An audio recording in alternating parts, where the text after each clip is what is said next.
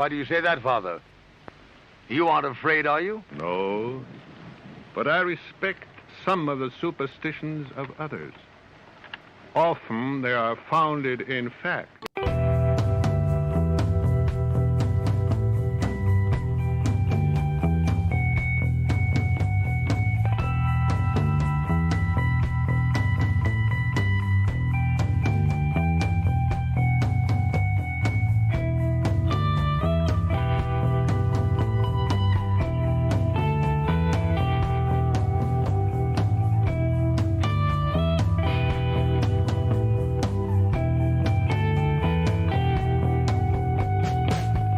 Broadcasting live from our Sanctum Sanctorum in Venice, California. This is the Sixth Sense Society. I'm your host, Krista, here with our producer, Michael, and today we are thrilled to have on the show, back on the show actually, Jason Miller of Strategic Sorcery. We first met him on our 2-hour magic special this summer, and we found him extremely fascinating. He has devoted 30 years to studying practical magic in many forms. He's an author of 5 books, including the now classic Protection and Reversal Magic. He also teaches a number of courses online, including the Strategic Sorcery Training Course, the Black School of St. Cyprian, and the Sorcery of Hecate. I think he has such a rich background, so I'm really happy to dive into a deeper interview with him today. But before we get started, Michael has a few announcements. Hi, everybody, and welcome to our episode. Yes, we've been looking forward to this one for quite some time. Next week, we have Amanda Woomer on. She's going to be talking about her new paranormal journal, Feminine Macabre, and it is amazing. And our host, Krista, is actually published in it. So we encourage you guys to go to Amazon and check that all out and join us next week for that. And then Diane Zingale at the end of the month. We're working on a big announcement for tentatively, so Sunday, the 10th of October, it's our next 2-hour special with our paranormal friends. So you guys will want to check that out too. Get all the information on our website, sixthsensesociety.com, SIXTH, all spelled out. And while you're there, you can buy us a coffee on Ko-Fi if you feel so inclined. It helps us to cover our production costs and subscribe to our newsletter and so forth. And so lots of great information there as well. And I'm not going to take up too much time because there's so much ground to cover today. So let's get into it. So take it away, Krista. Great. Thank you, Michael. And welcome back to the show, Jason. Thank you for having me. Well, we're most excited to have you back. And I personally find your background so interesting. It's so deeply diverse and unusual. Yeah. I am diverse and unusual. We learned a little bit about you in the magic special, for instance, how you grew up in New Jersey and met a man named Walter in a hoodoo shop. You talked about that. But tell us a little bit more about your journey to become who you are today. Sure.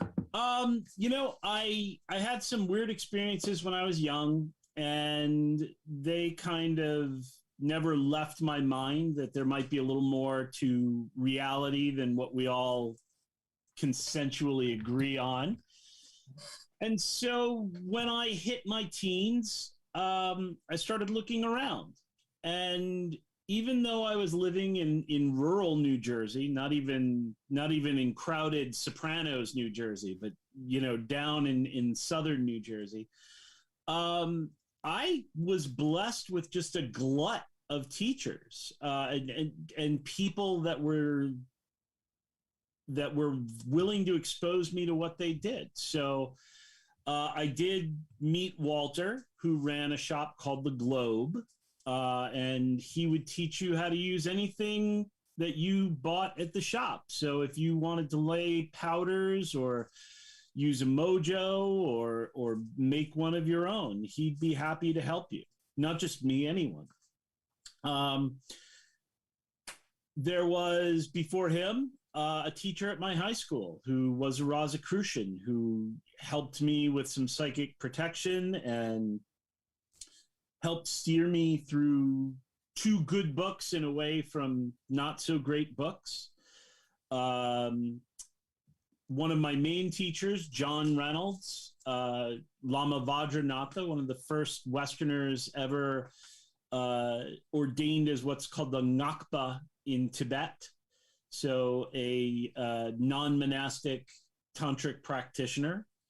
He was back settling his parents' estate at that time, and we grew close and eventually got to spend time together in Nepal and lived together again for a little while here in New Jersey before I settled down and got married. So, yeah, I have this right from the get-go. The world presented me with magic, not just in one guise or one solitary tradition.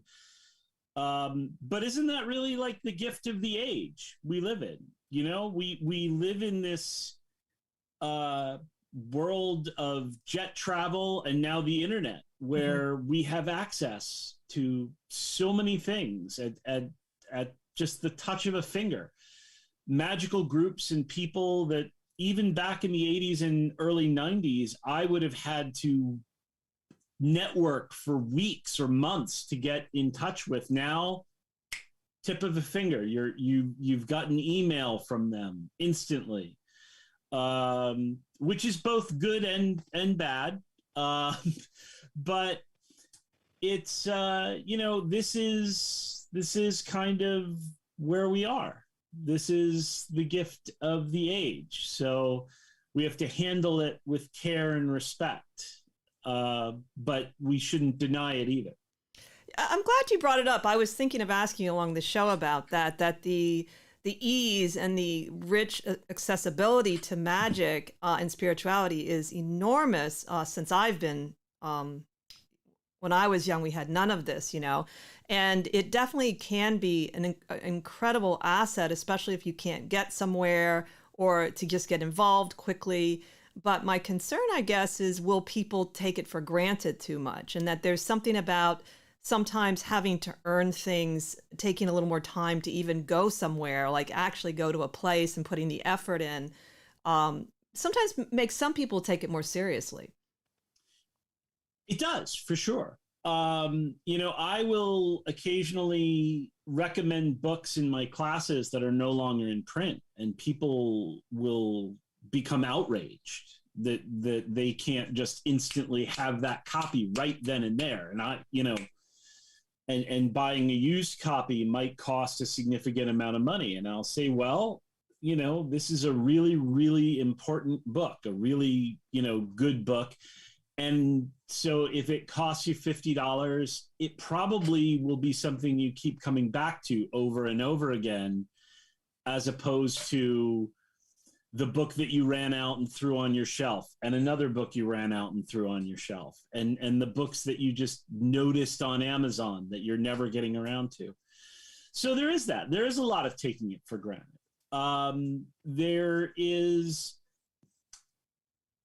There are people who want, for instance, they want me to take my Hecate material and they want me to put it in a book. And that was how I originally saw it when I started working on it.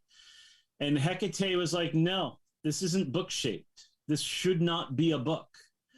And the reason is it's like trying to put Kung Fu in a book, right? Like you can buy a book on Kung Fu, but unless you actually do it and train in it, you don't even understand the next lessons, because it's built on something that you did, not something that you read. And unfortunately, people will take the book, they'll flip it open to whatever strikes their fancy, they'll try that without any of the beginning parts, and then say, okay, whatever, throw it back in, throw it back on the shelf, and that's that. So people do take things for granted, for sure, with the ease of it. But at the same time, if they're really passionate and they can practice separating signal from noise, that's their trial. That's their difficulty these days, is separating the signal from noise. What we had was, I don't even think we had more signal and less noise. We just had a limited amount of stuff. And a lot of what we thought of as signal really was noise. A lot of things that BS stories behind, you know, various orders and spiritualities and things that didn't factually happen. whatever kind of truth there may be to it, it's not factual, despite its claims. So I think today we have, it's much better to have better information and better translations and things like this. And yeah, it can be harder to weed through, but no one said it was going to be easy. Well, I like that perspective of having a different trial. I hadn't thought of it quite like that. Every generation or period, there's a different trial, and that makes a lot of sense. And you're right. The translations, just the things that are available and readable too, and by people that actually really are good at translating, it's phenomenal, and it's continuing to grow. I know there's still many. I know, for instance, I've studied Tibetan Buddhism too. There's so many things that haven't been translated, but there's more and more people that can do it. And that's a really excellent point. But I really like that idea of separating the signal from noise too. That's an interesting concept. Yep. So, taking the interface of Tibetan Buddhism and Western occultism, for instance, Alexandria David Neal, who wrote With Magicians and Mystics in Tibet, she tells this story of a tulpa, which means mind projection. And she took this to mean that you could create an imaginary spirit, right?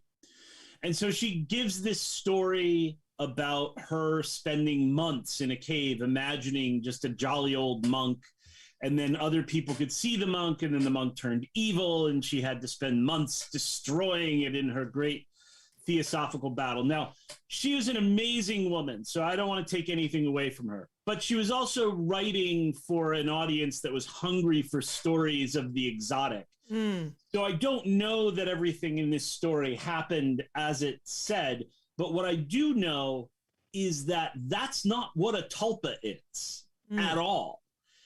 And unfortunately, in the Western occult scene, people still think that's what a tulpa is, because they're centered around this sort of understanding of the early 20th century. So it spread, and now people think that's a thing in Tibetan Buddhism. And there could be 100 Tibetan teachers who will come and tell them otherwise, but they won't believe it because, they're never actually going out to talk to an actual Tibetan about it. So yeah, there's a lot of things, a lot of BS that people can cut through, but don't cut through because it's scary.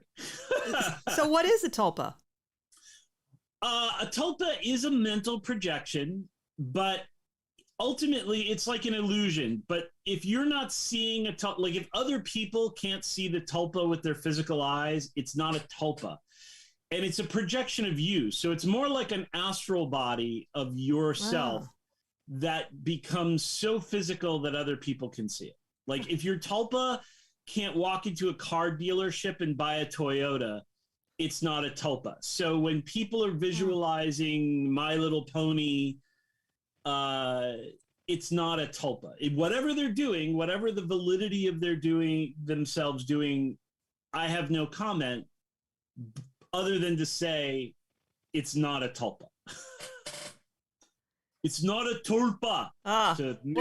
Now I know. I didn't really know. So since you're on that topic of the Tibetan Buddhists, I was kind of really fascinated with this tradition, the man the teacher you studied with, and it's a sorcery tradition. And I guess the other thing I'm learning about Tibetan Buddhism is there's a lot more different kinds of lineages and traditions than I knew, even though I was around Tibetan lamas, Kagyu lamas for many years, but that one I just never heard of. And of course it's a rich tradition. So of course there's lots of lineages I wouldn't know about, but this one I'm just surprised I never heard someone talking about it or mentioning it. So I'm kind of intrigued by it a little bit.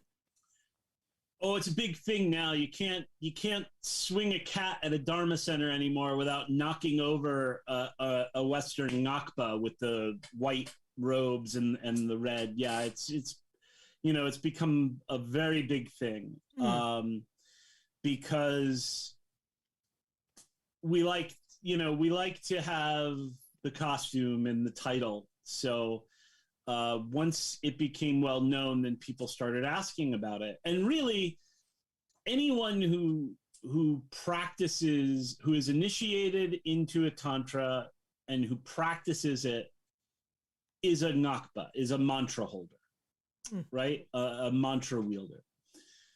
And then the Nyingmapa and some Kajupa, there's a robe associated with it, and a blessing of the hair sometimes associated with it.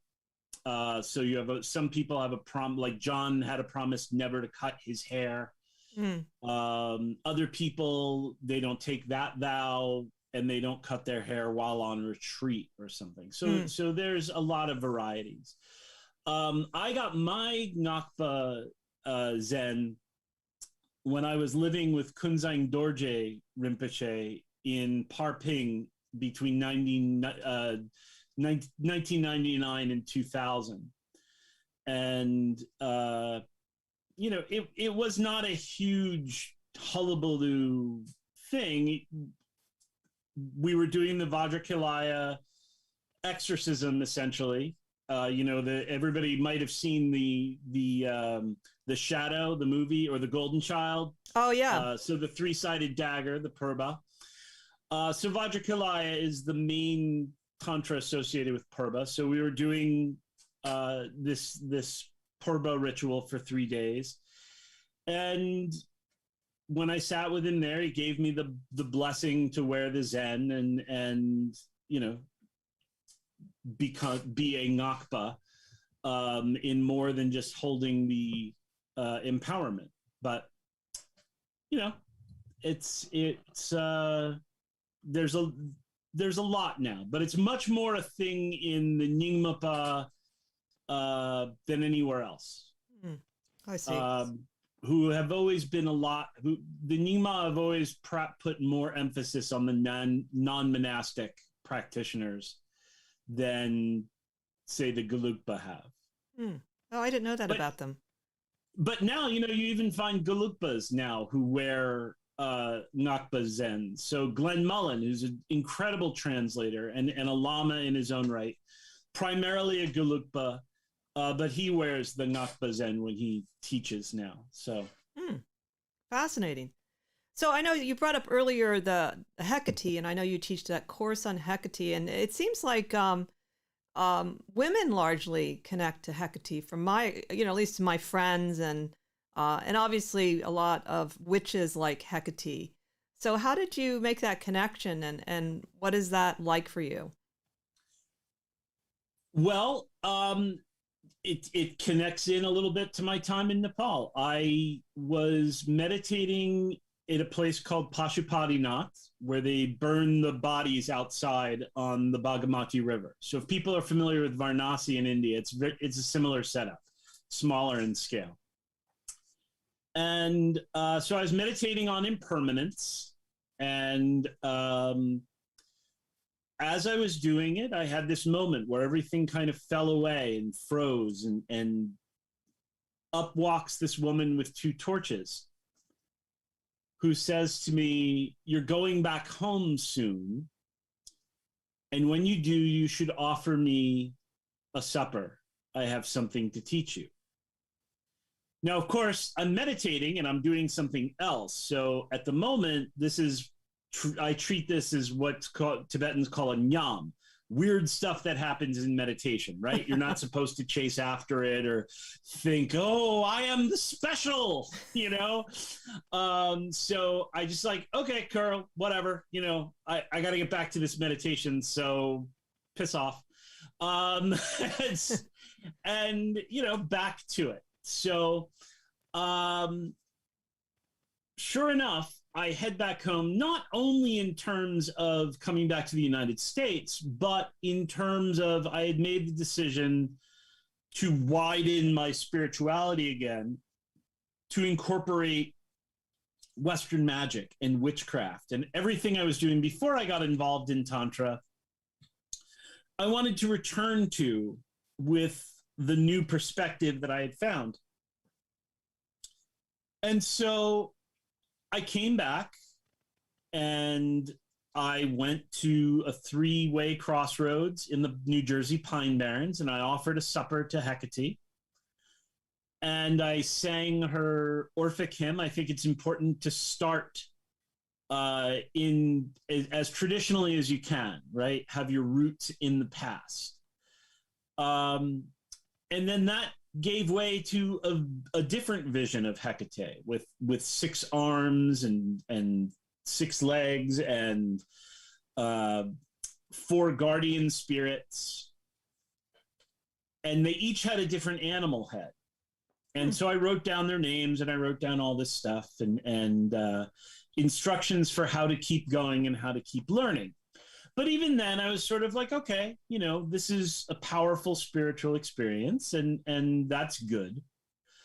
And then a couple months later, I was reading through Stephen Ronan's The Goddess Hecate, and he goes into a description by a Roman writer of a 4-headed Hecate, and she had those exact 4 heads: the bull, the horse, the serpent, and the dog.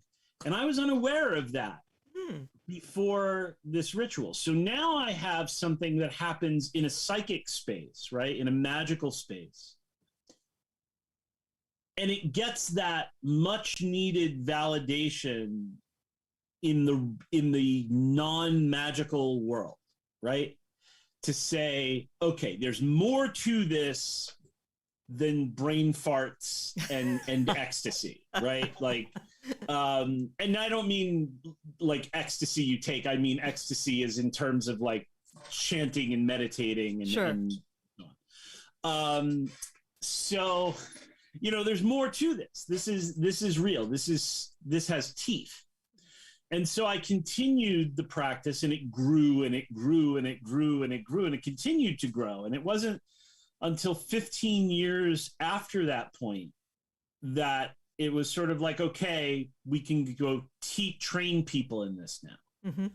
So I had to run through it with myself and a few close friends. And then finally I took one student through the system, which was still loose at that point. Because, you know, when you're putting things together for yourself or your close friends, it's very, you know, it's kind of loose, right. Loose ideas. And then when you sit down and you're like, okay, we've got to make something of this now, codify it. Then it becomes, okay, now we have to get serious and like make decisions. And then other people, you know, now 2,000 or more people have taken this course. And so after every lesson, there's Q&As, hours of Q&As. And I still get questions that make me go, I don't really know. Let me meditate on this. Let me bring this before Hecate and the powers of the mandala. And, you know, that's a stumper. So it's good. It's good to have these kinds of things go through that. Wow, that's a fascinating story. I love it. It is amazing if you have a vision like that and it's confirmed in a place that you would never have thought of to see, or then and to me it's like you're saying it validates that this is a real phenomena, that it's not an ego thing. It's more like this is a real thing that can happen to an ordinary person. It is. And you know, we all have to, even now I maintain when I get something, I treat it with a little bit of skepticism. I always maintain, I'm like, this might be colored by my own perceptions or my own projections rather than a clear perception. And when it starts going in practice, that's when you sort of get like, oh, this isn't working. And maybe this is something I wanted to be there that wasn't there. And so, you know, there's a lot of people who flit to one side or the other when it comes to revelation or research, right? You've got people on the one side that are like, if it wasn't in a book, then it's just somebody's UPG, unverified personal gnosis, and it's worthless. You shouldn't, like, if it didn't happen in the past, it's worthless. Don't even think about it. Meanwhile, the stuff that happened in books was just somebody's UPG 100 to 1,000 years ago, right? But they don't care. It's old, ergo it's true, and it's written, and they can study it in college. Therefore, it's valid. Right. On the other side of the coin, you have people that are like, we don't need to read anything. We don't need to look at anything. We don't need to know anything about the past, because you just pray and the goddess or whatever will guide you. It will just take you up in their loving arms and guide you to whatever you need to know. And like, seriously, there's a group. I tried to get I did. I was successful. I shouldn't say tried. Me and several other authors on books on Hecate and things like this, we got together in this group and we're like, let's study a book about Hecate together, folks. Like, there's several thousand people in this Facebook group. Let's buckle down and study a book that is like 80 pages. Liminal Rites by Sarita D'Este and David Rankine. Probably the pithiest history of Hecate as it relates to magic that anyone could find anywhere, right? It's just should be essential reading.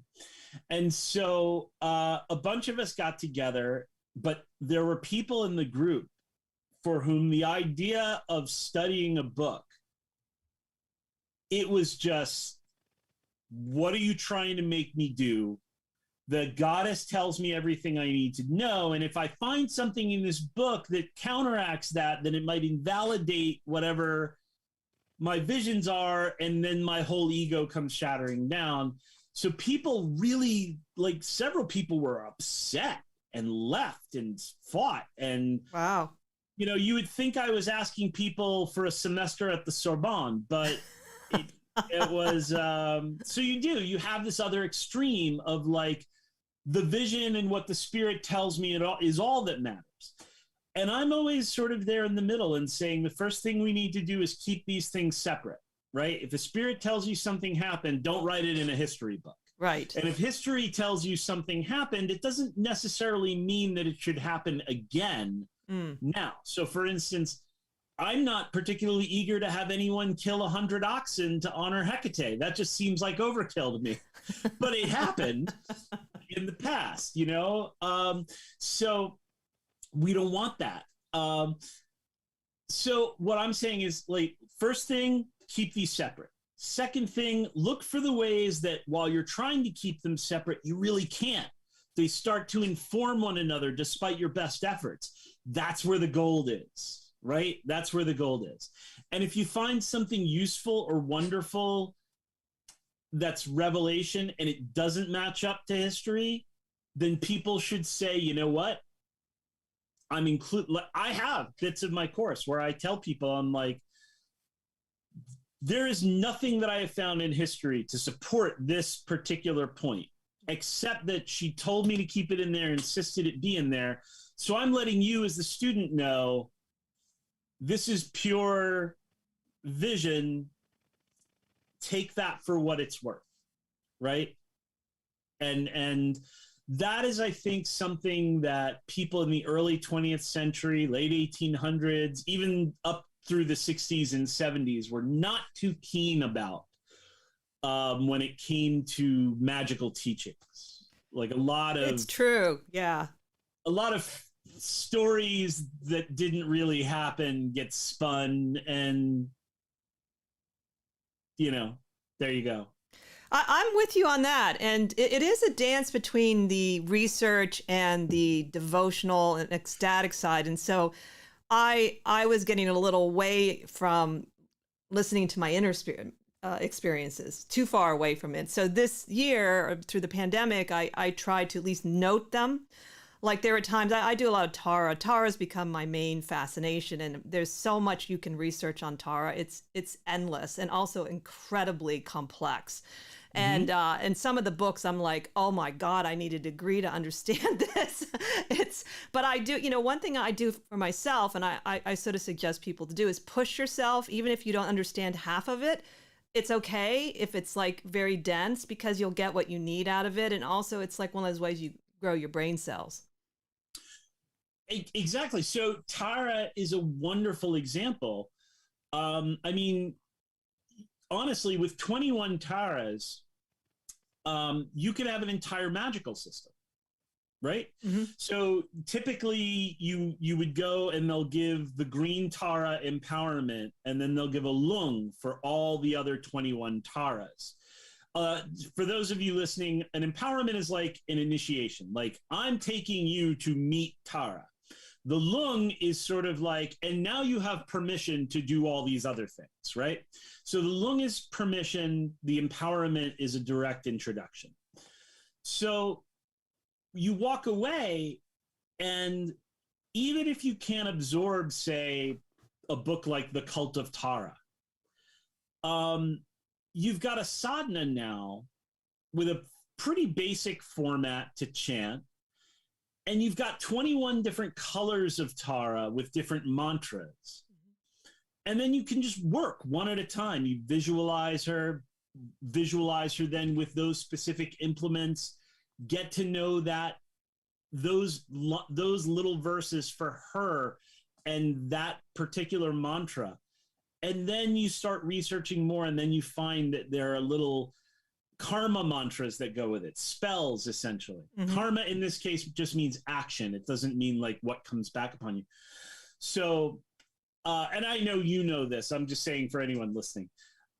So, these little karma mantras, then you'll get instructions of breathing this on to a sick person, like seeing the mantra spin at the tongue instead of the heart, or seeing the mantra spin at the groin to generate lust and sexual energy, or ways to see the mantra going into somebody else's nostrils and hooking their heart, or whatever it is. And so then you can build upon this slowly, but at its core, it's pretty, it can be pretty simple. Yeah, that's excellent. And I actually didn't know that's what it was called, the karma part. I know what you're talking about. And I love that in Tibetan Buddhism, they have these wild things that the syllables and mantras do. Like I was thinking, like, it's kind of psychedelic if you can see this, and I have trouble with visualization in general, but I still trust it. But I love that part about it for some reason. I love the layered complexities of visualization, and, it's doing something even if you can't accomplish it. Anyway, it's called a practice for a reason. That's it. That's exactly right. And, that visualization is there to essentially, it's like you're creating a habitat, right? In your mind stream, so that the actual thing can meld with it and become inseparable with it. This is how I call this transvocation in Western terms, right? We have invocation and evocation. I like to call this transvocation. Like, she's in you, you're in her, you're where she is, she's where you are. It's happening in the physical space you're at. It's also happening in a eternal mandala. It's happening in the mind stream, and it's a big deal. What's fun too about some of these ancient rituals in general is if you sit down and you start doing them regularly, you really do get a sense of a connection with other beings, whether it's like present people, with Tara, that so many people do Tara practice. So if I feel like alone, I just imagine all the other people around the world, and you really can feel it after a while, because it has a vibration. Yeah, absolutely. So I did want to touch base on something you said I thought was really important was, starting sort of with tradition and with real knowledge of a certain system. One of the things I sort of I'm a little concerned about with some of the younger, just a couple people I listen to on YouTube and witchcraft. And one person went so far to say is, oh, you don't need to even believe if there's a deity at all. You know, it's kind of like everything goes. And I thought, whoa, I mean, that's not rooted at all in what was revived and made into witchcraft by maybe you'd say the British and it kind of shocked me a little how far off it was just kind of like more like honestly spell work and maybe nature worship, which I do love nature, but it sort of shocked me because of what we talked about earlier. There's so much knowledge now that you can go and read and see at least what some of the background is, and then you can innovate if you want. And I don't know, it sort of disturbed me. Well, you know, the thing is, and this is going to get good because I'm going to take the opposite side from you. I don't even know who the YouTuber is, but I'll step up. So, you know, the thing about it is, and this is actually the issue that started my career. A pagan writer named Carl McColman wrote an essay about how spells are ruining witchcraft, right? It's ruining the spirituality and the religion that he loves about witchcraft. And it speaks volumes that that shortly after writing that, he converted to Catholicism, and he's now a magnificent writer on Catholic mysticism, like one of the best. So if you're into Catholic mysticism, Carl McColman, check him out. But at the time, I wrote this rebuke for a witch vox, and it caught the attention of his publisher, who then said, "Would you like to write a book?" So, you know, the thing is, the word witch, it's not owned by anyone, right? Wiccans can lay claim to it, but they don't own it. So I think in today's world, it's safe to say that Wicca and Wiccans are a type of witchcraft, right? And there are others. And this is true. I mean, this goes back to even the birth of witchcraft.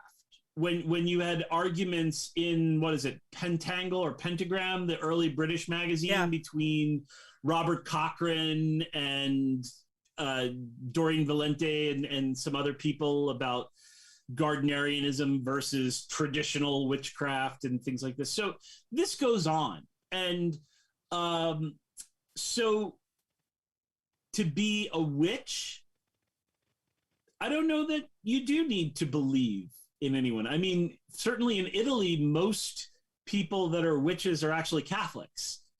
You know, so somebody who's a practicing witch, there's a like 80% shot that she's a practicing Catholic who does folk magic on the set. And she might be, you know, so witchcraft is spellcraft for her. For a lot of people, witchcraft is spellcraft. But witchcraft is now also a pagan survival or neo-pagan reconstruction, depending on how you want to look at it. So I think the thing is, if we're talking witch, we have to be really, really loose with the term, because no one can own it. No one can say this is and this is not a witch. There are people who try, but that's, you know, there were witches before that thing, and there will be witches after, and there have been witches on the side of that thing. And certainly, you know, do people need to believe? Is belief a main factor in magic or witchcraft? I don't think it is. I get very wary and nervous about belief. You know, when people have these really hardened beliefs about things, I always say, like, I don't need to believe in my car to get it to start, right? I go out, I see the car, I know what to do. I don't need to have a belief that it's there in any kind of eternal way, and I don't need to believe that it works on gasoline versus, like, I do the thing and the thing happens, and people can be a little agnostic about what happens in between those things. So, I mean, I generally agree with you, and I wish I'd written down what it was exactly this person said. And I personally liked most of what she said, but it was as if it felt to me that idea, it was like a dismissal of it on some level of there being deities, or if you want to call it the force, that's part of magic in general. And honestly, most of the history of magic includes something like it. It may not be called the Lord and Lady. It may not be called God. Like I said, it could be the Tao. And it was the way it was really said. And it was also said in this kind of really confident way. And I mean, I'm 61. I'm still confused a lot of times by metaphysics. And I agree with you. I don't want any set beliefs. I want to test my beliefs out and see if they work, and they suit me. If they don't, I agree with you there. I'm a little bit not in agreement with the word witch, because I feel like people dance around that word. It's a really powerful word. It's a really powerful archetype. And yes, you can't claim it, but it's not everything. Like, not every woman is a witch. Not every woman wants to be in touch with that archetype. Look, there are archetypes I don't want to work with. And okay, I have it in me inherently. Sure, we all have all those archetypes in us. But I think the popular notion of the witch is sometimes watering it down, or maybe not allowing people to really think about what it does mean for them. Because, I mean, obviously I agree with you that, there's all kinds of ways to practice witchcraft, and you don't have to be Wiccan, and you can be more into the folklore. So I think it was more of that kind of energy that person had, and being so young and so confident in that belief. That was a belief that she had. Oh, for sure. And for sure. I thought, I don't want to ever be like that. That's so confident, I mean, the young typically are like that, right? They know enough, but they don't know what they don't know. Yeah. And they're full of piss and vinegar, and they want to show that other people are wrong. And of course, this all gets amplified by the kind of communication that we engage in now. So whereas you and I were coming up, we would meet in a room with the people in our geographic area, right? Mm-hmm. So let's say you live, like when I lived in New Jersey and I finally started going out to open things, aka I could drive, right? Like I could go to, I would find myself in these rooms with Gardnerian Wiccans, tantric practitioners, Thelemites from the OTO, members of the Temple of Set, practitioners of Santeria. And we were all kind of interested in becoming conversant in what the other people did. And we didn't necessarily walk away agreeing or creating a bland suit, but we are forced by circumstance to listen to what other people have to say and decide on it, and then figure out what common grounds you can work together on, and what grounds are best left to you guys. Go do that thing. We're going to go do this thing. And for this, we don't meet up. Whereas now these things are mostly happening virtually. I mean, don't get me wrong. People still meet in rooms, but sure. Even then, the physical spaces, you find all the Thelemites in New Jersey, and they get together at a diner in central New Jersey, not just the people in this pissant little town that has 10 practitioners of anything of any kind getting together. So this specialization can be really good, right? Because you get to meet the luminaries of whatever it is you're interested in. On the other hand, you don't even get to know what the other people think because they're just wrong. They're in that other box. They're in that other echo chamber. Right. And you're in a box and you're just agreeing, and it feels great to be agreed with. And so I think one thing and you think the same thing basically, and we just confirm each other. And what happens is we go even further. Like, yeah. And you know what else? And pretty soon we're all insane.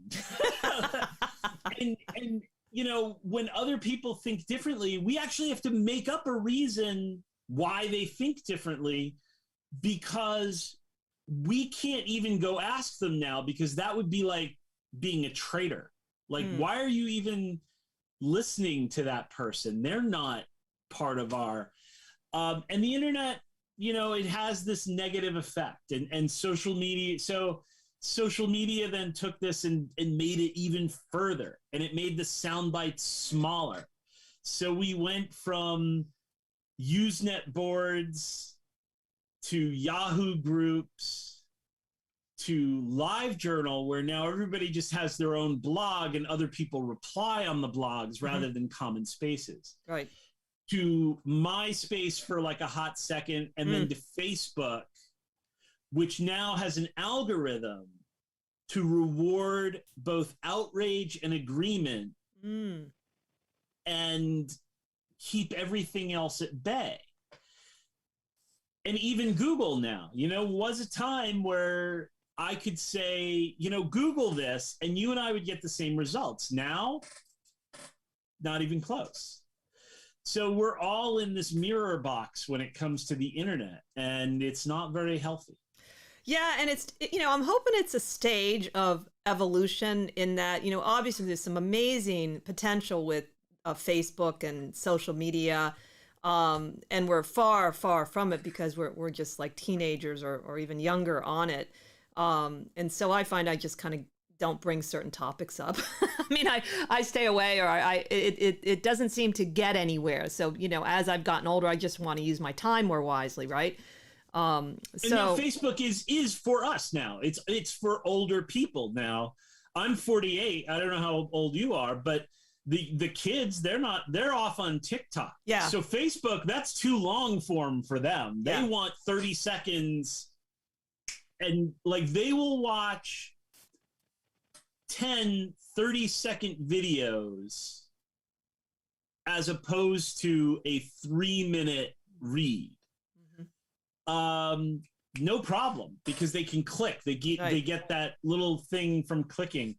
And so there's a certain degree to where I always try to remind myself, like, look, I'm the old man yelling, "Get off my lawn," and you kids and your newfangled blah. And so there's an element of that. But there is also an element to where I think it's really, really destructive. Well, what can support that is I know some young people that find it really destructive, and they participated. Some of the ways they used to participate too were phenomenal. I mean, I remember one young fella telling me he'd go on Tumblr. He'd literally like tumble or whatever for hours, and I just can't imagine all that imagery and all that affecting your mind in that way. But it must have done something for him. But I think he got overwhelmed by a lot of it, and what to me, that kind of shows that some of this will work itself out. Well, you know where it really goes bad? It, like, a lot of the young people are aware of the downsides of it, and they manage it to whatever degree young people can ever manage anything like that. You know, our brains aren't really finished developing until we're about 26. So, but when old people then jump on these things, right? That's where you get the QAnon folks. And, you know, I don't want to get political, but, you know, that's how you get. It wasn't a bunch of 19-year-olds that stormed the Capitol. Right. Oh, good point. You know, it was a bunch of Gen Xers and boomers who jumped onto digital media that they did not grow up with, that they're not native to. And they see a news site and it looks just as legit as CNN's news site, and they think they're listening to 6 hours of news, not the same 10 minutes of news repeated over and over again for 6 hours. And so it just feels like this is truth. Yeah.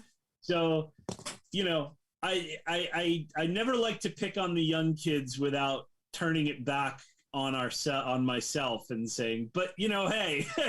No, yeah, it's fair. And I don't want to pick on the young kids either. I think that, first of all, I mean, there's definitely some young people out there doing amazing things in the magical world, and they have great YouTubes, and they're smart, they're dedicated, and they're, to me, totally admirable. But I think that we kind of talked about some of this on another show too. It's also just my way of trying to sort out, what's happening in magic. And that's a question I sort of would like to ask you, is especially after the pandemic, how do you see it has changed for you at all since so much was virtual? What do you think was positive about that, and what do you think was negative about that? Well, I think what was negative is that a lot of people they couldn't take advantage of their physical spaces, right? So the groups that were meeting in person geographically stopped, and they had to, and some of them still have to. And there's conventions and things live that they couldn't happen, so they happened virtually. And then what happened on my end of things, since I had primarily worked virtually before all this, is it got very, very crowded. Now, I'm not complaining. I do fine. So it's the more people that anyone wants into the space, that's what the space is there for. But it does then become, now we've got like 4 different conventions happening over this holiday weekend, and they're all online. And so things like that were happening. So you have all the downsides of the onlineness that we've been talking about multiplying, because there's nothing to counterbalance this influence.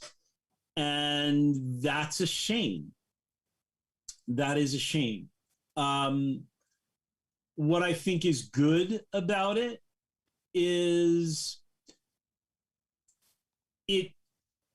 there are a lot of people who found themselves with more time for practice, more time for actual magic. I know I had a lot of people. I'll let you in on a window into my business. I mean, when the pandemic happened, I took one course and I made it free. At first, it was just going to be for a month, and then I just kept it free until the vaccines were out, right? So it was like free for a year almost. And but beyond that, I was preparing for a downturn because I'm thinking so many people will be out of work.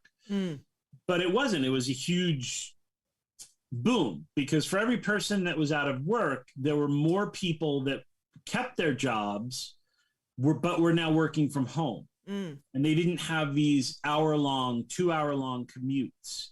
And even the work that they got done at their office was maybe 4 or 5 hours worth of actual work and 3 hours of having lunch, kicking around the office, wasted meetings, et cetera, et cetera. And now they don't have those. Right.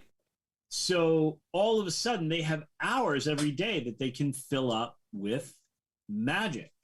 And for as much as people like to complain about the online people, there are, the quiet ones, the ones that aren't constantly arguing online, they're doing magic.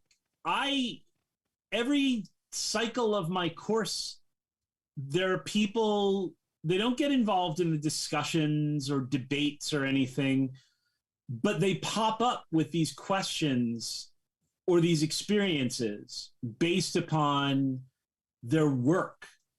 Like, and my classes aren't easy work. They're not oh, whatever you think is right. Like, they're pretty, like, I'm pretty blunt. Like, no, that's wrong. Don't do that. Like, so, I am always awed by people and the time and the effort that they're putting into magic and meditation and spirituality and prayer. And so that's gone up, right? And to me, that element, I've always been more interested in the solitary magic that I did at home than the group rituals. I've never really been a group ritual person, especially if there's like roles where different people play different parts. It's never been my cup of tea. Whereas if I can enter into a magical space through silence and meditative absorption and invocation, and then confront spirit that way, that's where it is for me. And that's where, if I'm working a spell, that's where it is for me. And so people had more of that. I've talked to a few people for whom witchcraft was coven meetings and festivals and open circles and something that you put on and took off every day. And now when they had more time, they delved into it more. And they're like, this is much more fulfilling. Well, that's really cool. I hadn't thought about that angle. And I would say for sure I did more practice too, even though I was already kind of in a world where I could have more practice. So it did seem to create that, I don't know, energy field for many people. And it certainly was very helpful for me. But it's wonderful to hear that, people really did take advantage of it and it was really meaningful. And hopefully once you kind of are hooked, you'll stay doing at least some of it. Even if you can't do as much, you'll stay involved with it. And I did want to give a shout out to people where they can reach you. Is the best place your website? strategicsorcery.net. And we are pretty close to the end of our show. And I was wondering if there's anything you wanted to leave us with, any thoughts about magic or advice or anything in your mind at all. Before the show, we were talking about financial magic. And this has been such a tumultuous time and continues to be such a tumultuous time for people. And so what I wanted to say is that, look, people like me, we run courses online and things like this, but you don't need to spend a lot of money to take control of your finances. I have a YouTube video for it's Strategic Sorcery for the Financially Stuck. Free, 2-hour class. And everything I have to say for people to get out of like a rut of I can't afford this, I'm in debt, is in there. And it references nothing that costs more than $20.